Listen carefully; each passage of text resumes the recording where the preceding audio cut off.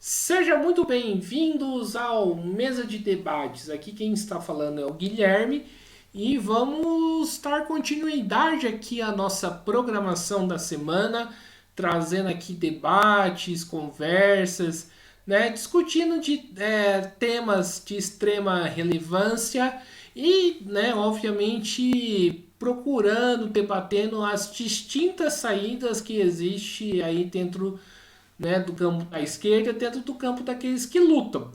E o objetivo, obviamente, do Mesa de Debates é apresentar essas saídas e propor aí para a vanguarda discutir, né, qual que é a melhor delas, né?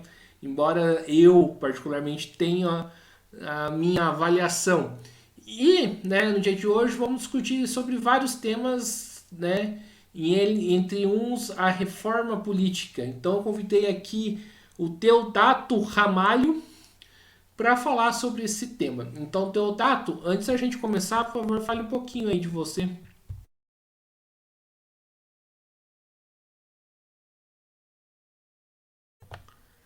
Liga seu microfone, Teodato, por favor. Olá, boa tarde, meu caro Guilherme. Boa tarde a quem vai nos acompanhar nesse programa Mesa de Debates. Primeiro, dizer da satisfação de estar contribuindo com essas discussões. Eu sou o Deodato Ramalho, sou advogado, sou militante do Partido dos Trabalhadores, já fui secretário aqui do Meio Ambiente em Fortaleza, na gestão da prefeita Luiziane Lins. Na verdade, fui procurador-geral do município, secretário da Regional 4 e secretário do Meio Ambiente nos dois mandatos da então prefeita Luiziane Lins, nossa companheira hoje, que é deputada federal. Depois eu fui vereador aqui de Fortaleza, pelo PT, e atualmente eu sou membro da executiva do PT municipal, aqui da nossa capital cearense. E ao longo dessa minha vida de militante, eu tenho particularmente uma inserção no movimento de direitos humanos. Daí, as minhas origens são daí, né? Como advogado de trabalhadores e também como militante na área de direitos humanos. Maravilha, Teodato. Peço agora pode desligar o microfone. Maravilha. E Teodato, então vamos começar aqui o nosso bate-papo, né? E primeiramente, né, a gente estava conversando aqui em off de reforma política, né? O que você pensa, né, de reforma política e né, é para ser reformado, né, primeiramente? Olha, essa questão da reforma política no nosso país, assim, ela vem sendo discutida desde que eu me entendo por gente que se fala nisso, né? Se fala muito, aliás, como se de fato todos os nossos problemas fossem resultantes dessa ausência de uma reforma política que pudesse realmente trazer para o país ares mais democráticos e que pudéssemos, a partir dessa reforma política, implementarmos todas as outras reformas necessárias. No momento, estamos nessa discussão bem avançada, né, por exemplo, da reforma tributária, que era também um outro gargalo, né, que sempre se colocou como entrave para o desenvolvimento, para a modernização do nosso país. Ficando na questão da reforma política, eu penso que é um assunto que, de fato, necessita, principalmente, que a esquerda brasileira possa se voltar para ela com maior ênfase, porque, sem dúvida nenhuma, esse sistema que nós temos no país, apesar de algumas mudanças que, para mim, foram positivas, né? Como, por exemplo, a maior participação feminina, né, nas estruturas do Estado brasileiro, foi algo muito importante, inclusive é uma bandeira, né, que certamente todos vão reconhecer que é fruto de uma luta intensa do nosso partido, do Partido dos Trabalhadores. A gente não pode, por exemplo, deixar de lembrar que há a lei de cotas, né? O estabelecimento das cotas femininas nas disputas eleitorais, antes mesmo de existir na legislação brasileira, o PT já a implementava, já praticava essa cota, tanto do ponto de vista da participação das mulheres na direção partidária, quanto no oferecimento de candidaturas femininas nas disputas eleitorais. É bem verdade que há um problema que tem que se resolver, não é? Não basta o formalismo de se garantir uma cota se não houver, de fato, uma estimulação política, social, né, econômica para essa participação. O que nós temos visto, inclusive nas últimas eleições, e isso acabou resultando em vários processos judiciais, né, por conta da utilização de nome de mulheres numa operação de candidaturas laranjas ou candidaturas fictícias. Né? Obviamente que se você não tem uma vida partidária, né, intensa com a participação das mulheres, no momento das eleições, das disputas eleitorais, isso acaba não se viabilizando. E muitas vezes a gente vê essa situação de partidos políticos lançando mão de mulheres, mas sem uma efetiva participação delas nessa disputa. Aqui mesmo no Ceará, nós tivemos um caso que é inédito, nós tivemos vários casos de cassação de chapas de vereadores e também tivemos um caso da cassação de 4 deputados estaduais aqui do estado do Ceará por conta da utilização de candidaturas fictícias de mulheres ali para cumprir a cota. Então, eu estou situando essa questão da participação feminina porque é algo muito caro, né, à sociedade, devido à histórica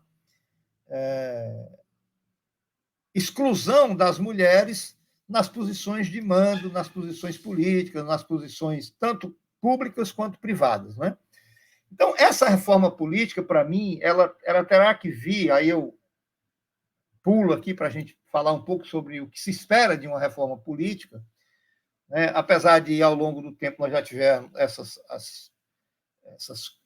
essas reformas ou essas mudanças, né, cortadas, né, e que levou a que a gente pudesse, de fato, hoje estar numa situação melhor do que, por exemplo, estávamos há 30 anos atrás. Né? No entanto, eu penso que a maior reforma, do ponto de vista político, que nós poderíamos, né, ter era a possibilidade de nós termos um processo eleitoral, né, menos contaminado pelo abuso do poder econômico. Acho que as eleições brasileiras, apesar do avanço que nós tivemos do ponto de vista legal, né, do financiamento público, da exclusividade do financiamento público, quase exclusividade, porque hoje você pode ter o financiamento ali limitado por pessoas físicas, né, e retirando lá aquela contribuição que existia anteriormente das pessoas jurídicas. No entanto, isso não foi, até agora, suficiente, porque os mecanismos de controle disso, os mecanismos de fiscalização por parte da Justiça Eleitoral, para que nós pudéssemos ter um processo eleitoral mais enxuto, um processo eleitoral que não tivesse a marca da corrupção eleitoral, sem dúvida nenhuma, nós estaríamos no outro patamar, né, da democracia. Eu penso que o maior problema da nossa estrutura política brasileira é exatamente esses vícios que contaminam o nosso processo eleitoral. O processo eleitoral brasileiro ele é, sem dúvida nenhuma, essencialmente corrupto, na medida em que a força do poder econômico, mesmo com essa mudança que eu acabei de falar, mas que, na prática, no momento das eleições, essa fiscalização, esse controle não se efetiva, de tal modo que a gente vê ainda hoje a representação política nacional, né, amplamente majoritária, na mão dos grandes capitalistas, da turma que tem dinheiro. Então, você pega, por exemplo, a composição do Congresso Nacional atual, que ela é uma composição que expressa isso, né? Expressa, né, o elitismo da política nacional. Você tem um quadro trabalhador, né? Você tem um quadro, né, do movimento popular ocupando a vereança, ocupando as Assembleias Legislativas, ocupando o Congresso Nacional, é algo absolutamente excepcional, né? Escapa aqui um ali, outro acolá, mas, no geral, o que a gente tem, infelizmente, é a manutenção, né, da política ou do comando da política nacional na mão de quem tem dinheiro, de quem tem uma conta bancária, ou tem uma conta bancária muito alta, ou tem apoiadores, não é, que expressam essa fortaleza econômica, essa força econômica.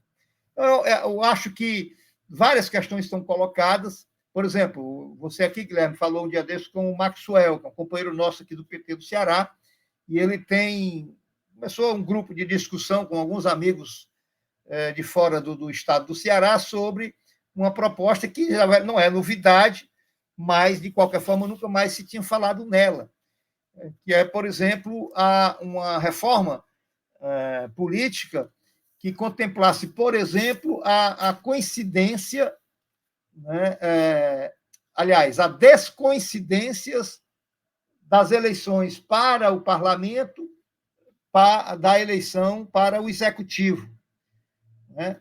E isso me parece que tem um fundamento, que seria interessante um debate sobre isso, porque um problema sério que nós temos no nosso país é que a eleição, por exemplo, para presidente da República, ela se dá dentro de um processo razoavelmente politizado, né? Porque as posições político-ideológicas se expressam muito na eleição para presidente da República. No entanto, como essa eleição é casada com a eleição do Congresso Nacional, a gente assiste a essa situação dramática de você eleger um presidente, qualquer que seja o presidente, de você eleger um presidente da República ou uma presidenta da República sem a correspondência de ter uma base programática, política, ideológica para formar o governo, para governar. Então, nós temos aí um exemplo claro, né, nessa última eleição de 22, e poderíamos falar em todas as eleições anteriores, né? Nós tivemos a eleição do presidente Lula dentro de um processo eleitoral extremamente difícil, extremamente contaminado pelo abuso do poder político, pelo abuso do poder econômico, né? Porque todo mundo sabe como é que se deu a eleição de 2022. E, ao mesmo tempo, conseguimos essa vitória, foi importantíssima para a nação brasileira, para resgatar o país das mãos da barbárie, das mãos da incivilidade, né, que caracterizou os 4 anos do governo anterior, né, inclusive colocando o Brasil no conjunto das nações como um pária internacional. Pois bem, nós tivemos, então, a eleição do presidente Lula, mas, ao mesmo tempo, tivemos a eleição de um Congresso pior do que o anterior, do ponto de vista político-ideológico, da formação político-ideológica desse Congresso. E aí que ficar nos braços do Centrão, né, é uma consequência, talvez até a menos grave, diante do que nós tivemos como resultado da eleição, com um aumento considerável, né, de parlamentares de extrema-direita, que vinham aí, né, se colocando e que são ali, que botaram a cabeça de fora, né, vieram à tona com o dramático resultado da eleição de 2018, e desta feita, agora na eleição de 2022, nós tivemos, né, se você pegar o conjunto ali do Congresso Nacional, houve um aumento da presença da extrema-direita, né, reacionária, violenta, truculenta, né, antidemocrática, golpista, né, e isso, claro, que é fruto, primeiro, desse macro problema que eu vejo, que é um pouco, né, digamos, um processo eleitoral que acaba não sendo muito democrático na medida em que a força do poder econômico influi decisivamente na formação dos parlamentos, do governo, etc. E, por outro lado, além desse aspecto aí, nós temos essa situação que da coincidência da eleição. Desculpa, que eu queria... A proposta, né, que o colega Maxwell até falou com você, que seria uma discussão sobre essa descoincidir o processo eleitoral do executivo e do parlamento. Eu acho que é uma coisa interessante, que mereceria uma atenção da classe política nacional, porque, como ocorre na França, você tem a eleição, né, para presidente da República, e um mês após é que você vai ter a eleição para o parlamento, porque eu acho que talvez isso facilitaria você ter qualquer que seja o candidato a presidente que viesse a ganhar a eleição. Você teria aí uma possibilidade, não é? Melhoraria as possibilidades no sentido de você ter um executivo que tivesse no parlamento, né, ali mais uma conexão, ou seja, uma proposta de uma determinada posição política ideológica ganhou para presidente da República, com a eleição ocorrendo em momento posterior, você teria uma possibilidade aí, pelo menos em termos de possibilidade, uma melhor possibilidade de formar um parlamento que tivesse identidade política e ideológica com o programa que o povo elegeu para o executivo. É óbvio que isso não seria automático, mas eu acho que contribuiria muito para que nós tivéssemos mais estabilidade político-institucional e, além de ter mais estabilidade política institucional, pudéssemos ter, de fato, o poder executivo, o presidente da República ou a presidenta da República que tivesse sido eleito, em melhores condições de implementar o programa político, programático que defendeu no processo eleitoral. Então, são várias questões, né? Eu estou situando essas duas que eu acho assim, muito importantes. A primeira delas, para mim, sem dúvida nenhuma, seria esta, que é maior, que é de nós termos um processo eleitoral menos influenciado, né, pelo abuso do poder econômico. Eu acho que isso aí talvez seja... Para mim, eu usando aqui uma expressão, viu, Guilherme, daquela época do ditador lá do Iraque, né, tudo que ele se referia, né, é a mãe de todas as batalhas, é a mãe de não sei o quê. Então, eu diria que a questão da corrupção eleitoral é a mãe de todas as corrupções, inclusive, né, do ponto de vista do compromisso assumido pelo candidato com a população, né,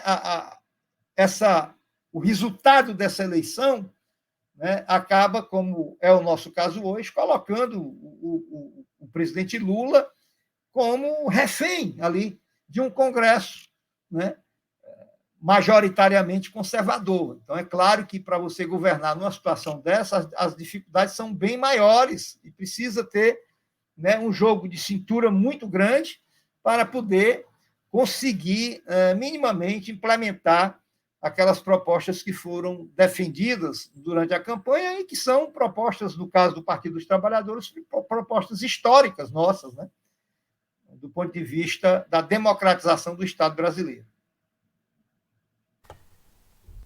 Maravilha, Deodato. Então eu vou agora propor uma discussão muito mais fundo, né? Que eu gostaria que você dialogasse, respondesse e debatesse comigo, né? Nossa, a gente sabe, você fala de poder econômico, né? O poder econômico a gente sabe que é fruto de um sistema, né, atual, que é o sistema capitalista, que é o que manda no Estado, que manda nas instituições de última instância e, né, e a gente sabe que, né, que no final das contas quem o Estado vai escutar vai ser os capitalistas e não os trabalhadores. Não seria o caso da gente pensar numa revolução em vez de uma reforma política?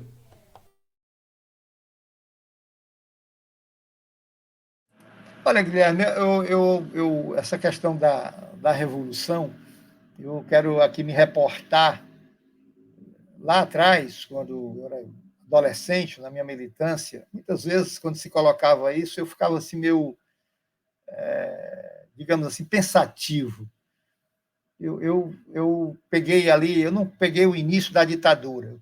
Hoje eu tenho 67 anos e eu peguei ali, eu digo como um agente consciente, né, um cidadão consciente do que estava acontecendo já para o final ali da ditadura, lá quando eu estava na universidade, no início da faculdade de Direito. E eu, muitas vezes, quando me colocavam essa questão, eu ficava assim, reflexivo no seguinte aspecto, né? Ora, se nós. Isso eu estava, obviamente, falando para aquela época. Cada época você tem uma conjuntura, né, que você tem que se amoldar a ela para compreender. E eu dizia naquela época o seguinte, que se nós, como povo, não somos capazes, eu dizia na época, não somos capazes de sequer, né, pelo voto, fazer as mudanças necessárias, nos livrarmos do jugo do grande capital, né? Ao contrário, quando chega nas épocas das eleições, por várias razões, inclusive pelo processo político deseducativo que a gente tinha e tal, nós não éramos capazes de fazer isso pelo voto, ou seja, havia grotões nos mais variados estados brasileiros que tinham medo até de votar, não é, contra o coronel da sua região. Imagine de fazer uma revolução. E claro, quando você estava falando aí em revolução, você estava já quase que necessariamente se referindo à possibilidade de uma revolução armada, não é? Porque era o que se colocava, né, ali na década de 50, depois com a ditadura militar no Brasil e tal, até como um ato de legítima defesa, né? Então, eu trazendo essa reflexão para hoje, eu diria que eu não sei, sinceramente, como é que se daria essa revolução, né, nos moldes como nós estamos acostumados a falar em revolução. É claro que nós precisaríamos de ter um processo intenso de muita mobilização política, de muita consciência de classe, né? Acho que o papel hoje que a mídia alternativa desempenha, ele é importante demais para que a gente possa despertar, né, nas pessoas, né, essa necessidade, né, de tendo presente, né, tantas mazelas aí que atormentam a humanidade, as guerras, né, que são fruto, sobretudo, né, das disputas capitalistas, né, a desigualdade social cruel que aí, no caso do Brasil, que nós ainda temos, né, e enfrentamos dificuldades imensas. Está aí o exemplo que eu acabo de dar, né? Um Congresso Nacional completamente, a sua ampla maioria, completamente insensível aos reclamos mais sentidos da nossa população. E aí é claro que o ideal mesmo é que nós pudéssemos ter uma correlação de forças que nos permitisse mudar radicalmente a estrutura do Estado brasileiro. Infelizmente, eu não vejo, na atualidade, as condições objetivas para isso.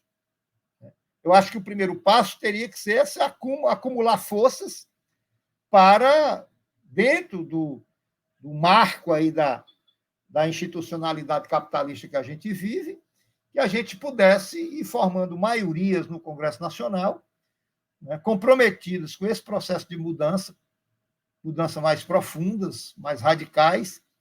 Eu acho que não há, para mim, não vejo outro caminho que não seja esse. Eu acho que a tarefa, por exemplo, hoje, do governo nosso, que não é um governo de esquerda, porque não tem como, né, no marco constitucional nosso, né, com esse Congresso que nós temos, com a dependência que o executivo, que o poder executivo, que o Lula tem do Congresso Nacional, né, que possa ter mudanças muito substanciais nesse sentido, porque tudo tem que passar pelo Congresso. Então, o caminho, sem dúvida nenhuma, é eleger um Congresso, né, nas próximas eleições, e tentando construir uma maioria, né, que tenha esse posicionamento político ideológico de esquerda, né, democrático, profundamente democrático, para que a gente possa avançar nisso. Toda vez que alguém está discutindo isso, eu participo de um programa que temos aqui no Ceará, e tem várias pessoas de várias correntes de pensamento, inclusive dois de direita, né? E muitas vezes eles cobram do presidente Lula algo absolutamente inapropriado, né?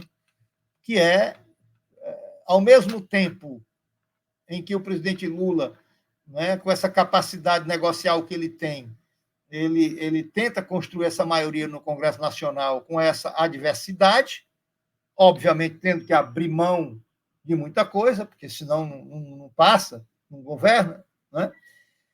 E, ao mesmo tempo, esses segmentos oportunistas de direita atacam o presidente Lula, porque, por exemplo, se aproximam do Centrão e, ao mesmo tempo, criticam o presidente Lula porque ele não implementa uma medida, por exemplo, mais radical relacionada, vou dar aqui um exemplo, à reforma agrária. Então, é claro que é uma crítica muito oportunista, uma crítica, né, mal intencionada, porque o discurso dessa corrente de pensamento, por exemplo, é contra uma reforma agrária, é contra o estabelecimento, por exemplo, já que estamos discutindo agora a reforma tributária, né, a questão da criação do tributo sobre as grandes fortunas.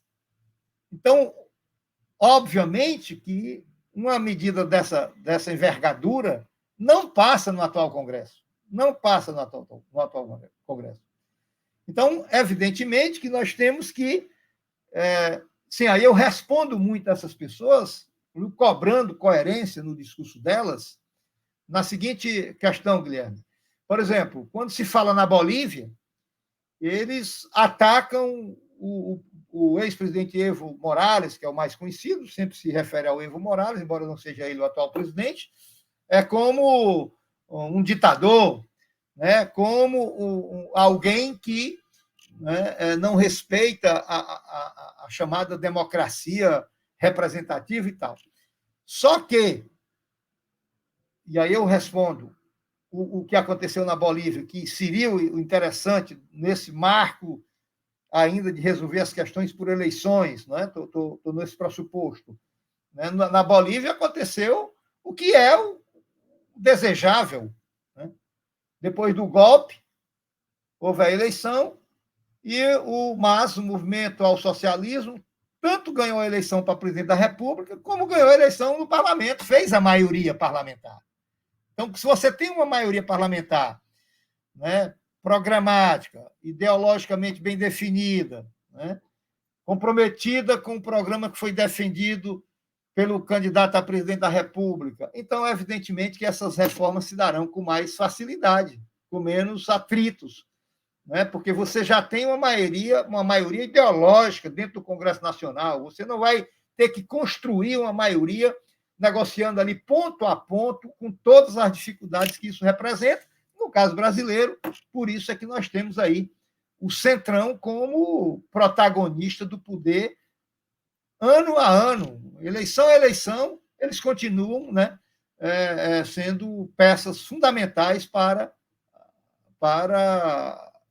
a existência do governo, para a governabilidade. É o que nós estamos vendo hoje, o Centrão de novo, né, do jeito que foi no governo do presidente Lula, do jeito que foi no governo da presidenta Dilma, do jeito que foi no governo do Bolsonaro, e agora continua, né, tendo espaço muito importante, né, no atual governo. Certo. E Deodato, ainda sobre essa questão das eleições, né? Eu acredito que o grande problema, aí eu gostaria de dialogar com você, é que quando eu vejo, né, as pessoas falando, ah, o governo precisa ter uma maioria no Congresso, eu penso, tá, mas aí, e aí? Só que a gente vai ter que fazer uma grande disputa, né? Só que teria que ter uma grande disputa com outros partidos que têm muita força e tem muito capital para poder, né, eleger os seus candidatos, né? Como fazer essa disputa, então? Como lidar com essa questão? Porque o PT não é o único partido forte que existe no cenário político nacional, né? Ah, sem dúvida. Eu acho que aí faltou eu complementar esse outro ponto. Claro que para esse encorpamento, né, para esse acúmulo de forças, aí nós vamos necessitar, e aí a importância do atual governo, que é fazer, implementar, né, aprofundar o que foi feito nos governos do presidente Lula, nos dois primeiros, e no governo da presidenta Dilma, que é, de fato, alargar os espaços do movimento popular, né, as plenárias populares, né, os planos plurianual participativo, né, uma constante mobilização, né, dessa base social que os partidos de esquerda têm, né, todos os partidos, né, que estão aí na base ideológica do governo, né, PCdoB, PSOL, né, o próprio PDT, o PSB, porque também nós estamos aí dentro de um conjunto, mesmo no espectro de esquerda, nós temos um conjunto aí que vai, né, da centro-esquerda à esquerda. Né? Então, eu penso que para nós enfrentarmos essas dificuldades, nós temos que aproveitar, né, esses 4 anos, né, e o governo fazer uma grande mobilização, né? A democratização dos meios de comunicação, que é cada vez mais necessário, isso é fundamental.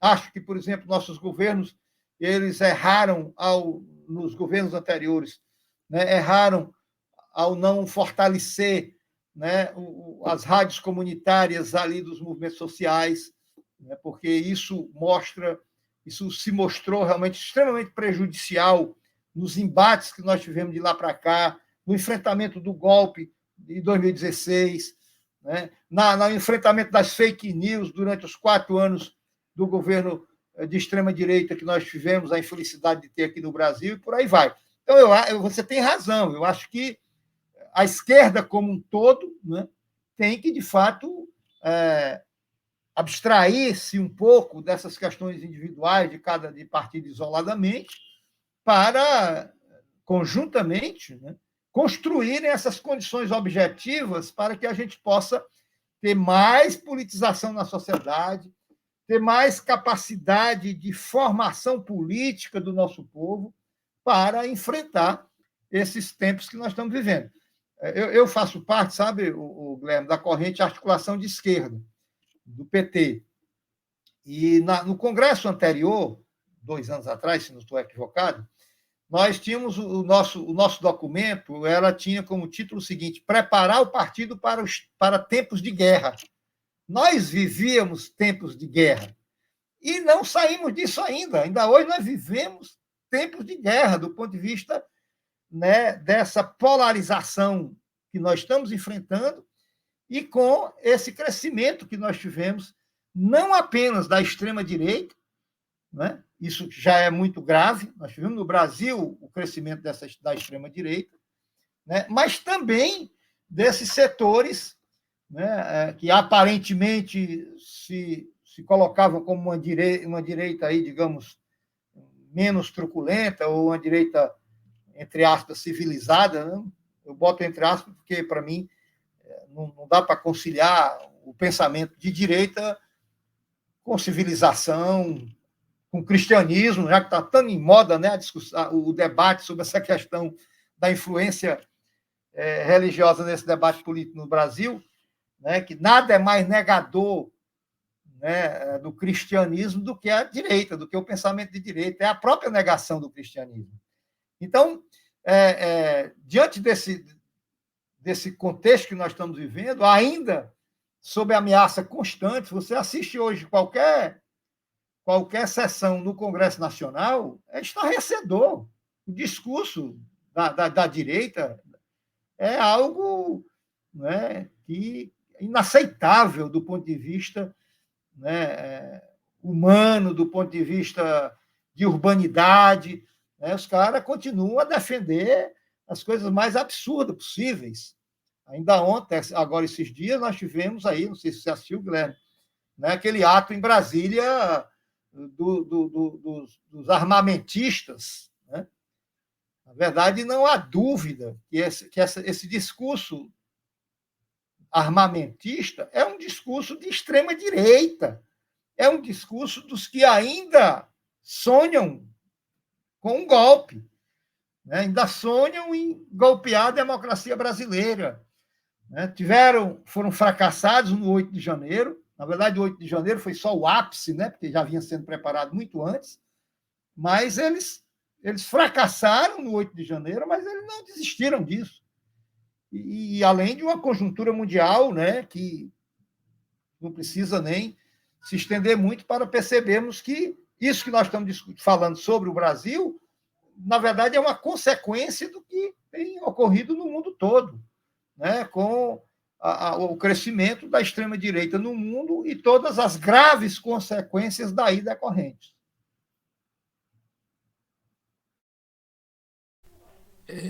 Entendi. Falando agora aqui em processo eleitoral, né? Embora não estejamos em ano de eleição, né? Vamos estar no ano que vem, mas acho que é um debate que sempre precisa ser feito. Uma coisa que eu acho extremamente antidemocrático nas eleições brasileiras é o fato, né, de partidos ideológicos de esquerda, né, com viés de esquerda radical, esquerda que se reivindica a revolução, como o PSTU, hoje são três, né, o PSTU, o PCB e a Unidade Popular, eles não têm inserção, ou, pelo menos na última, não tiveram inserção nenhuma nas televisões, nas rádios, e não participaram de nenhum debate. Tanto é que chegou ao absurdo do padre de festa junina, né, o padre Kelmo, participar do debate, né, e candidaturas sérias, né, como a candidatura da Vera Lúcia, da Sofia Manzano e do Leonardo Pericles, não estarem lá no debate para poder acrescentar com as suas posições, que a gente sabe que os caras, né, têm as suas contribuições. Eu gostaria de perguntar isso, como a gente muda essa questão? Olha, você toca num ponto que, de fato, tem que ser uma das principais mudanças que nem precisaria por uma reforma política completa. Né? Mas na própria legislação eleitoral, eu sei que há uma discussão sobre a questão da representatividade. No entanto, isso fica como um certo círculo vicioso. Né? A história, você não tem representatividade porque você é excluído do processo, e você é excluído do processo porque não tem representatividade. Então, evidentemente que no processo eleitoral, né, tem que ter um estabelecimento de um patamar mínimo, né, mas mínimo razoável. Né? Não pode ser um mínimo que o sujeito não só possa pronunciar 2 frases num programa de televisão. Aí é um sofisma, né? Uma farsa. Você coloca, por exemplo, um candidato a presidente da República que vai ter 1 minuto no rádio e na televisão para poder divulgar o seu programa de governo, o pensamento do seu agrupamento político. Isso, evidentemente, é um absurdo. Eu acho que essa daí seria uma medida, né, que teria que ser pontualmente mesmo, ser resolvida logo para a próxima eleição. Se você tem 10 candidatos a presidente da República, ainda que você tenha, né, por conta da representatividade, do tamanho do partido no parlamento, com base nas últimas eleições, que são regras, né, que se convencionou no mundo todo sobre a questão de você dar proporcionalidade no tempo de televisão, por exemplo, tempo de rádio, de acordo com o tamanho das bancadas que o partido elegeu na eleição anterior. Isso poderia, eu penso que poderia até continuar existindo, desde que você tivesse aí um percentual de tempo mínimo mais adequado, não é o mínimo de dizer assim, não, você não tem representação nenhuma.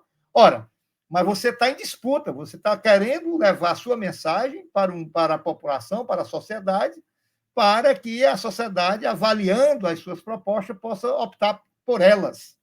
Então, como é que eu sou candidato a presidente da República, né, e não tenho espaço no rádio e na televisão para disputar, né, e, se não totalmente em igualdade de condições do ponto de vista dos espaços de mídia, mas pelo menos no tempo adequado que eu possa, pelo menos, mostrar a minha proposta. Então, eu sempre fui muito contra esse estabelecimento do tempo de rádio e televisão com base apenas, né, no tamanho das bancadas. Porque se isso prestigia a questão da representatividade, mas isso retira do eleitor a possibilidade de conhecer no processo eleitoral todas as propostas que estão sendo, né, levadas ao seu conhecimento para que ele possa decidir sobre o seu voto, sobre o seu pensamento político. Eu acho que é um ponto que poderia, inclusive, ser resolvido antes mesmo de uma reforma política mais completa. Sim.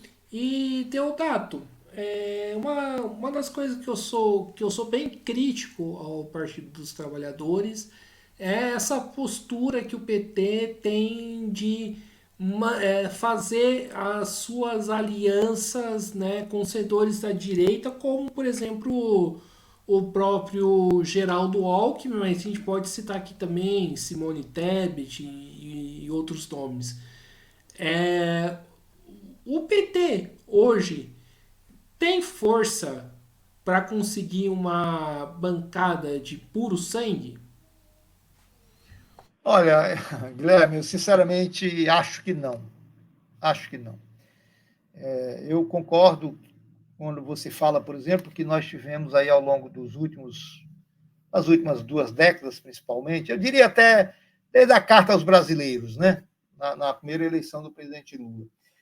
Se, por um lado, foi algo muito importante, porque nós conseguimos, dentro dessa adversidade, né, de um Congresso Nacional mais conservador, nós conseguimos avançar muito na sociedade brasileira, em vários aspectos, né? Melhoria de vida das condições da população, um maior processo de democratização do Estado brasileiro, né? Enfim, especialmente, né, colocando o Brasil num patamar mais civilizatório. No entanto, isso tem um preço, né? De fato, isso teve um preço.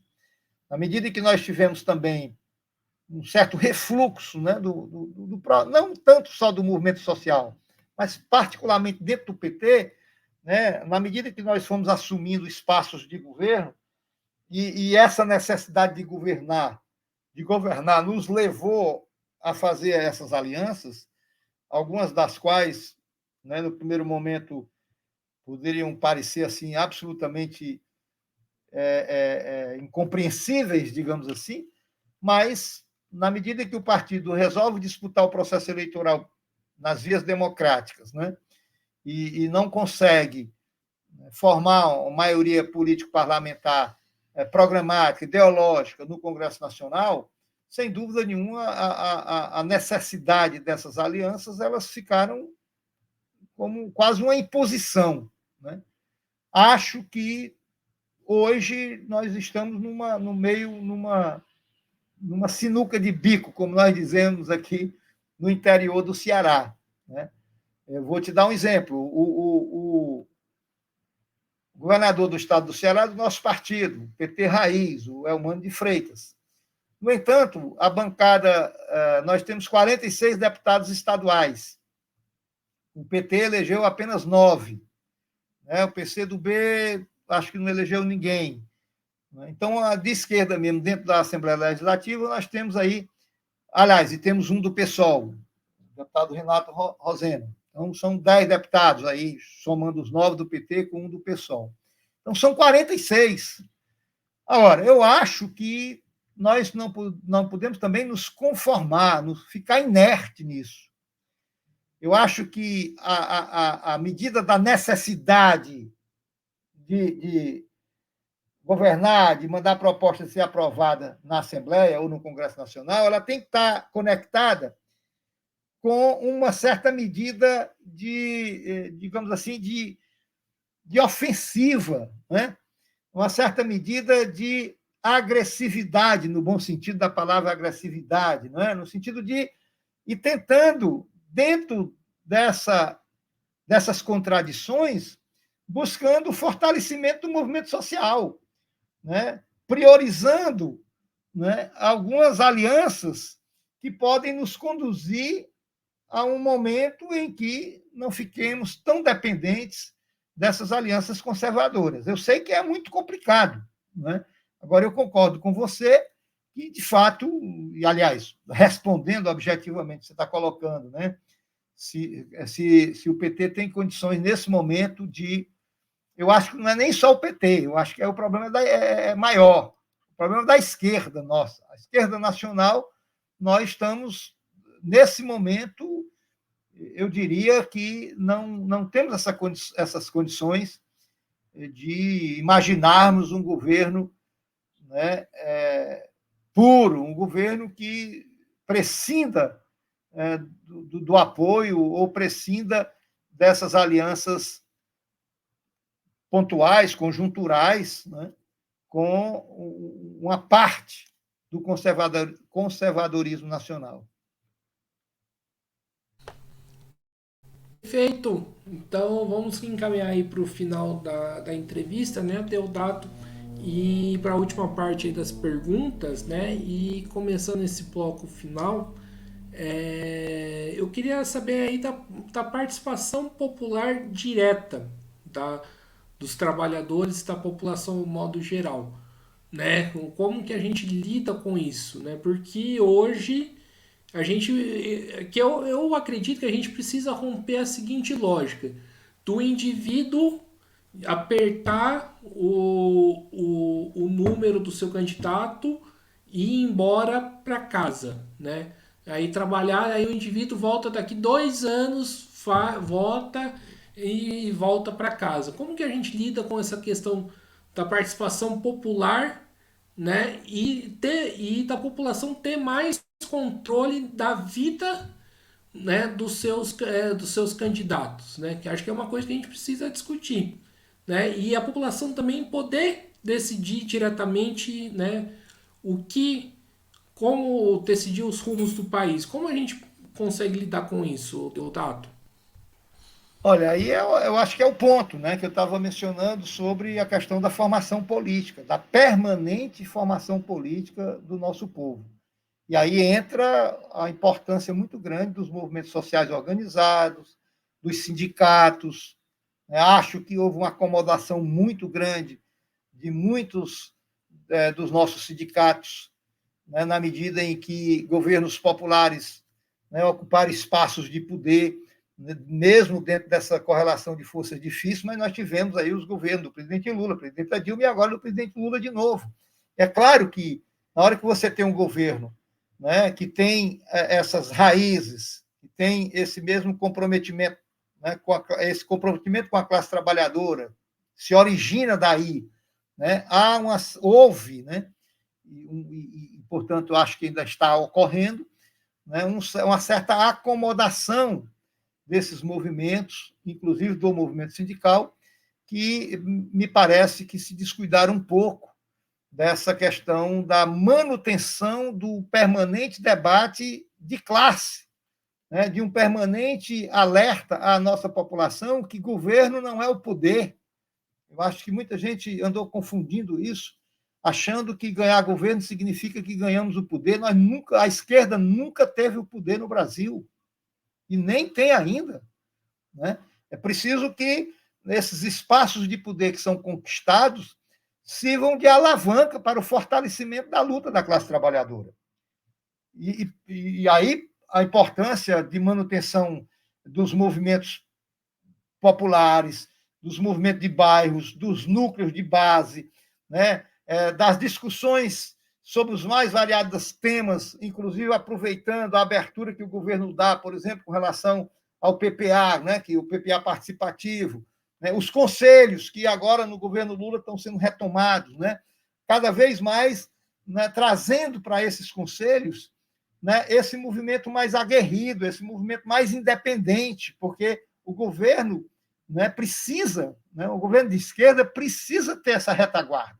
Se nós não tivermos essa retaguarda, nós vamos ficar exatamente reféns dessas alianças conservadoras, né, que são feitas para governar, mas que elas são limitadas, mais do que são limitadas. Elas podam o avanço, elas dificultam o avanço do ponto de vista de uma proposta de um governo popular, de esquerda e democrático. Então, eu acho que cabe aí aos movimentos populares e aos partidos. E aí eu incluo o PT, que também, do ponto de vista partidário, né, das direções partidárias, houve sim, né, ao longo desse tempo, muita acomodação. E aqui com lá nós estamos vendo, infelizmente, aqui mesmo no Ceará a gente percebe muito isso, né, nós estamos vendo, né, um certo exagero, né, no nível de alianças que estão propondo, alguns segmentos do partido estão propondo, que faz com que a gente se descaracterize. Né? E no momento que a gente se descaracteriza, na hora que você fica ali se apresentando à sociedade como mais do mesmo, então isso aí, sem dúvida nenhuma, é o fim de uma proposta de um partido popular, democrático e de esquerda. Então, eu acho que o remédio aí é formação política, é mobilização, inclusive dentro dos partidos.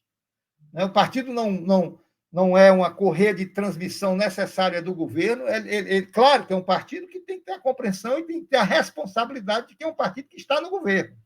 No entanto, como esse governo tem essas limitações, né, das alianças impostas pela conjuntura política, né, pela necessidade de governar, né, então eu penso que aí o partido tem que funcionar mais como vanguarda mesmo, né, puxar o governo para frente, né, estimular o governo a avançar nas propostas democráticas e populares. Eu acho que essa é a saída para todos os partidos de esquerda. E você falou, maravilha, vamos aqui para a última pergunta, né? Antes da gente encerrar esse ótimo papo. Que é o Tato, uma coisa que a gente precisa conversar aqui é em relação aos privilégios, né? Dos políticos e dos funcionários de alto escalão. Eu, particularmente, acho que deputado federal, deputado estadual, vereador e até mesmo juiz, né, ganha muito, né? E eles não sabem, né, o que é passar perto com o salário de trabalhador, o que pegar um ônibus lotado. Isso acaba levando, né, uma acomodação em primeiro momento e, e mais, vira um político de carreira. O cara vai lá para poder garantir o seu sustento. Como lidar com isso? Olha, eu acho que aí tem a ver com o avanço, né, da democratização do Estado brasileiro. E para essa democratização completa do Estado brasileiro, nós temos que avançar em propostas que tratem, né, os altos funcionários da administração pública em todos os setores como cidadãos comuns do nosso país, comuns no seguinte sentido, né, de que eles têm que dar o exemplo. Né? Eu acho que, de fato, nós temos uma distorção muito grande, né, nos privilégios que ainda são dados a setores da administração pública nacional, como, por exemplo, juízes, promotores, né, políticos de um modo geral. Né? Não falo nem, meu caro Guilherme, em relação a salário ou subsídio, que já é alto, mas falo em coisa muito pior, né, que são privilégios né, que são absolutamente inaceitáveis numa verdadeira democracia, inclusive de tratamento desigual, né, quando estão, por exemplo, né, prestando contas de seus atos, quando eventualmente são investigados. E o Poder Judiciário, por exemplo, uma casta muito fechada de muitos privilégios, e sem como é que eu digo, sem uma cobrança mais efetiva, por exemplo, na prestação do seu serviço. Né? Nós temos um Poder Judiciário que é extremamente caro e extremamente moroso, né, no nosso país. Então, evidentemente que tudo isso é fruto de uma herança que nós temos, uma herança perversa dos privilégios de classe. Por quê? Porque a formação dos altos quadros da administração pública nacional, historicamente, elas provém de onde? Provém dos privilégios, dos privilegiados de classe, dos capitalistas, dos industriais, antigamente dos grandes fazendeiros, ou seja, dos donos do dinheiro, é que formam a elite do serviço público nacional. Então, evidentemente que esses privilégios, né, que são históricos, para serem mexidos, tem que ser uma luta muito intensa, muito árdua, e está dentro desse processo aí que eu mencionei, a gente iniciou aqui no início, que nós falamos aqui no início da nossa conversa, de uma democratização do Estado brasileiro. E a democratização do Estado brasileiro pressupõe, sem dúvida nenhuma, né, cortar mesmo esses privilégios que são absolutamente inaceitáveis, ainda mais num país de tanta desigualdade social como é o nosso. Então é isso aí, pessoal. Estamos encerrando aqui mais uma entrevista do Mesa de Debates. Quero aqui agradecer imensamente a participação do Teotato Ramalho. Gostei aqui demais do nosso papo, acho que é uma discussão importante, traz aí suas contribuições, né? E passo a bola aí novamente para o Teotato fazer suas considerações finais. Bom, queria agradecer a oportunidade desse espaço, dizer que foi uma satisfação grande e estarei sempre à disposição para a gente continuar alimentando essas conversas, discutindo, propondo, levando ao conjunto do nosso povo brasileiro, na medida das nossas possibilidades, essas reflexões, para a gente ajudar aí nessa caminhada de, quem sabe, no médio prazo, a gente conseguir essa mudança tão almejada pelo pensamento progressista, democrático, popular e de esquerda do nosso país. Então é isso aí, pessoal. Mais uma vez, muito obrigado a todos, né? E né, lembrando sempre aqui de não se esquecer de se inscrever no canal Podcast Mesa de Debates de Tudo Um Pouco. Tá aqui o link, né? O link na descrição. Se inscreva aqui no canal Mesa de Debates e acompanhe o nosso trabalho. Curta, compartilhe, comente esta e outras entrevistas. Também tem matérias, também tem programas do Ulisses, programas aí do André, né, falando aí de temas diversos. Ajude a gente a compartilhar, tá? Deixe o seu like, deixe o seu dislike também se você não gostar. Comente aí o que você achou, né? Tudo isso aí é importante para o engajamento do nosso canal. Também segue a gente no Facebook, no Instagram e também estamos no TikTok, onde não tem dancinha, mas tem eu comentando sobre diversos temas, além do André e do Ulisses. E, né, para a gente finalizar aqui, não se esqueça aqui do nosso Pix, do Mesa de Debates, 385 007 028 00 CPF. Nós somos uma mídia independente, não recebemos dinheiro nem do Estado e nem do capital privado, e nem queremos manter a nossa independência. Então, por isso a gente se vira aí para poder tocar as nossas atividades e a gente precisa de recurso financeiro. Então, para conseguir fazer nossas atividades, a gente faz esses meios aí de arrecadação. E também não se esqueça do nosso Padrim, www.padrim.com.br/podcast Mesa de Debates. Então é isso aí, pessoal, por hoje é só. Forte abraço aí todo mundo e fui!